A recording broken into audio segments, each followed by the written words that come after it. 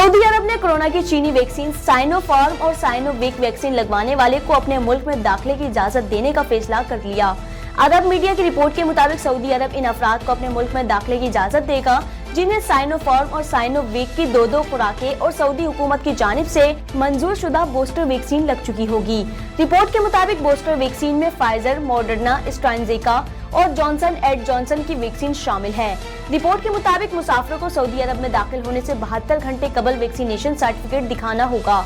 ख्याल रहे कि गुज़श्ता माह सऊदी अरब जाने वाले गैर मुल्की मुसाफिरों के लिए गाइडलाइंस जारी की थी।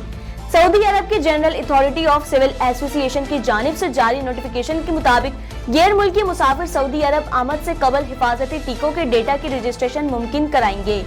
एयरलाइंस वैक्सीन नेशन से मुतल्लिक डेटा वेबसाइट पर दर्ज करना लाजमी और यकीनी बनाएंगे। एयरलाइन मुसाफिरों के डेटा इंदराज के मुख्तलिफ तरीकों से तस्दीक यकीनी बनाएं। मोबाइल फोन पर तस्दीकी पैगाम और रजिस्ट्रेशन नंबर सर्टिफिकेट से डेटा इंदराज की तस्दीक की जा सकती है।